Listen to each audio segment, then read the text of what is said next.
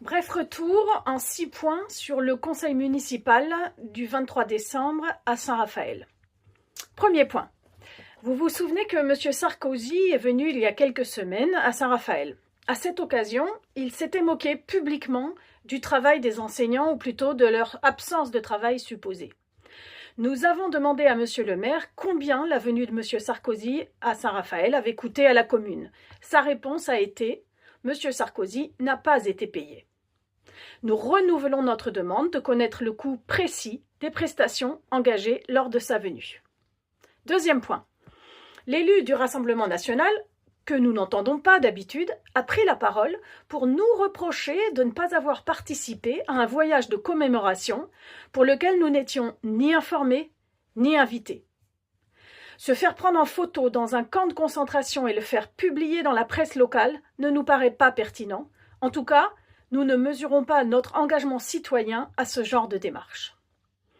M. Masquelier a ensuite menti en disant que nous n'assistions pas aux commémorations. Cela tourne à l'obsession chez lui. D'ailleurs, j'ai même pris des photos à celle du 11 novembre pour prouver que j'y étais bien. On doit vraiment être invisible à ma ville, ma planète. Nous tenons maintenant la liste de toutes celles auxquelles nous avons participé. C'est juste incroyable d'en arriver là. Troisième point. Lors du dernier conseil municipal, le 5 décembre, qui a eu lieu en huis clos, suite à la parution de l'article dans le Canard enchaîné sur une enquête policière en cours sur la gestion RH de la commune, 6 élus avaient pris la parole pour dire que tout allait pour le mieux dans le meilleur des mondes possibles. Dans ses interviews à la presse, le maire a dit également que tout va bien, qu'il n'a pas été alerté.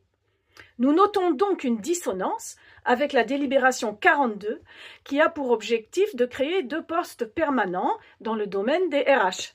Un nouveau directeur des ressources humaines et son adjoint. Je cite la fiche de poste. Améliorer la rétention des talents et la satisfaction des agents. Instaurer un climat social positif et un dialogue social constructif avec les représentants du personnel. Nous avons aussi demandé où sont passés ceux qui occupaient ces postes jusque-là.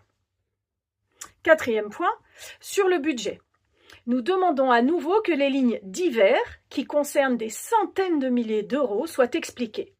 Madame Chiodi nous a répondu « ça veut dire ce que ça veut dire », ce qui n'a pas beaucoup éclairé notre lanterne.